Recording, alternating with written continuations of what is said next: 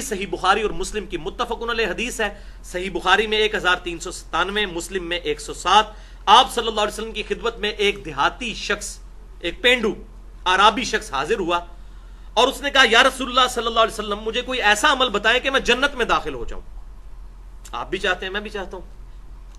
تو آپ صلی اللہ علیہ وسلم نے ارشاد فرمایا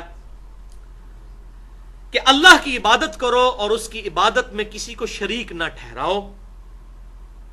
اور پھر آپ صلی اللہ علیہ وسلم نے 4 مزید باتیں ارشاد فرمائی، ٹوٹل 5 باتیں ارشاد فرمائی. جو یہ پہلی میں نے بیان کر دی. دوسری فرمایا فرض نماز کو قائم کرو.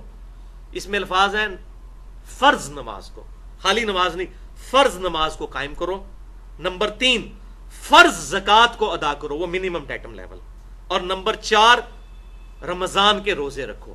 اس میں حج کا ذکر نہیں، کیونکہ اس وقت تک حج فرض نہیں ہوا تھا، حج کی فرضیت بعد میں آئی، وہ باقی حدیث میں مل گیا.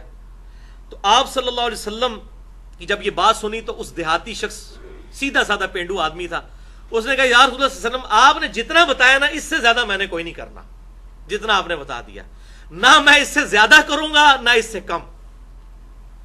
اور یہ بات کہہ کے وہ وہاں سے چلا گیا. آپ صلی اللہ علیہ وسلم نے ارشاد فرمایا اگر کسی شخص نے کسی جنتی کو دیکھنا ہو تو اس شخص کو دیکھ لو.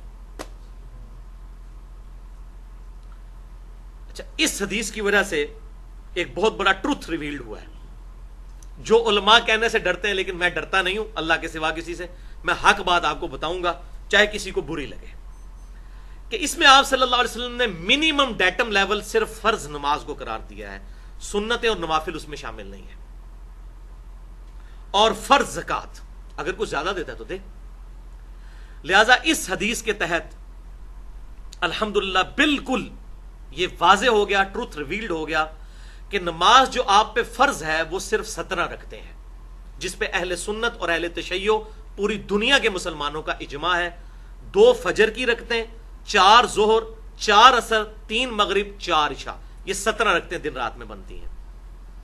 بس یہی منیمم نماز ہے جو اللہ تعالیٰ کو ریکوائرڈ ہے ایک مومن سے. اور آپ نے حدیث سنی، اس نے کہا میں اس سے زیادہ نہیں پڑھوں گا، تو پھر بھی حضور نے کہا جنت میں چلے جاؤ گے، جنت میں جانے سے کوئی نہیں روک سکتا. اور منیمم فرض زکوٰۃ وہی 2.5%، اگر وہ کرنسی پہ ہو یا سونے کے اوپر یا چاندی کے اوپر. باقی اونٹ، گائے اور بکریوں کے لیے علیحدہ سے نصاب ہے. انشاءاللہ میں اگلی دفعہ ڈیٹیل سے، بڑا انٹرسٹنگ لیکچر ہے وہ. 17 علمی پوائنٹس میں نے اسی 17 کی نسبت سے وہ تیار کیے ہیں، چونکہ دن رات میں 17 رکھتے ہیں فرض، تو وہ 17 علمی پوائنٹس انشاءاللہ میں اگلی دفعہ ڈسکس کروں گا. تو اس سے یہ بات پتہ چلی کہ بعض لوگ بےچارے بڑے مصروف ہوتے ہیں، ان کے لیے نماز پڑھنا بڑا مشکل ہوتا ہے، اور مولوی اس کو عشاء کی وہ 17 رکھتے ہیں بتا رہا ہوتا ہے، اور وہ زور کی 12 رکھتے ہیں بتا رہا ہوتا ہے، تو وہ سن کے ہی بھاگ جاتا ہے. تو مجھ سے کوئی اگر اس قسم کے مصروف لوگ جب کوئی بات پوچھتے ہیں تو میں کہتا ہوں بھائی 17 رکھتے ہیں منیمم ڈیٹم لیول، جنت میں جانے کے لیے وہ کافی ہے.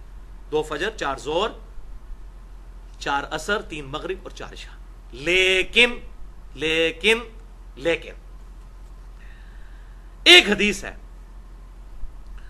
جو سنن نبی داؤد میں اور مسند امام احمد میں صحیح سند کے ساتھ موجود ہے، اور مشکات المصابیح میں بھی انٹرنیشنل نمبرنگ کے مطابق 1330 اور 1331 نمبر ہے، کہ آپ صلی اللہ علیہ وسلم نے ارشاد فرمایا قیامت والے دن سب سے پہلا سوال نماز کے بارے میں ہوگا. جس کی نماز درست نکل آئی اس کے باقی معاملات آسان ہوتے چلے جائیں گے، اور جس کی فرض نماز میں اگر کوئی کمی نکل آئی تو اللہ تعالیٰ فرشتوں سے فرمائے گا دیکھو میرے بندے کے اگر کوئی نفل نمازیں موجود ہیں تو ان کے ذریعے اس کے فرائض کی کمی پوری کر دو. تو نفل پڑھے ہوں گے، سنت موقدہ پڑھی ہوں گی تو کمی پوری ہوگی نا. اور پھر اللہ تبارک و تعالیٰ اس کے ساتھ عافیت کا معاملہ فرمائے گا. اور پھر آپ صلی اللہ علیہ وسلم نے فرمایا نماز کے بعد اگلا پھر سوال زکوٰۃ کے بارے میں ہوگا. اندازہ کریں یہ کتنی امپورٹنٹ چیز ہے. اچھا، بخاری اور مسلم کی ایک اور حدیث ہے کہ قیامت والے دن سب سے پہلے قتل کے مقدمے کا فیصلہ ہوگا. تو اس میں تطبیق اور آپٹیمل سولوشن یہ ہے کہ حقوق العباد میں سب سے پہلے قتل کے مقدمے کا فیصلہ ہوگا، اور حقوق اللہ میں سب سے پہلے نماز اور زکوٰۃ کا فیصلہ ہوگا. تو اس حدیث کے تحت پتا چلا کہ نفلی نماز بھی پڑھنی چاہیے، تاکہ اگر ہمارے فرائض میں کہیں کمی ہے تو کون شخص یہ دعویٰ کر سکتا ہے کہ میں بڑے پرفیکٹ فرض پڑھتا ہوں. جتنی بھی ہم کوشش کریں تو کمزوری تو رہ جاتی ہے، بعض اوقات جماعت رہ جاتی ہے، بعض اوقات نماز میں دھیان بڑھ جاتا ہے، تو اس کی کمپنسیشن ہوگی نفلی نمازوں سے. اور وہ بخاری اور مسلم کی متفقن علیہ حدیث ہے کہ آپ صلی اللہ علیہ وسلم نے فرمایا جو شخص فرض کے علاوہ 12 رکعتیں پڑھ لے گا اللہ تعالیٰ اسے جنت میں محل عطا فرمائے گا. اور بخاری اور مسلم کی متفقن علیہ حدیث ہے کہ آپ صلی اللہ علیہ وسلم یہ 12 رکعتیں کبھی نہیں چھوڑتے تھے.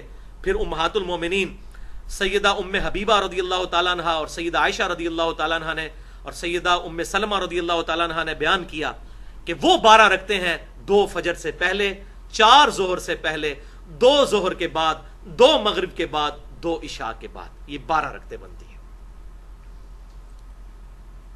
تو یہ 12 رکعتیں ہم پڑھیں گے تو انشاءاللہ ہمارے فرائض کی کمپنسیشن بھی ہوگی. اور اس کے علاوہ ایک اور نماز سنت موقدہ ہے اور وہ وتر کی نماز ہے، اس کی بہت زیادہ تاکید ہے.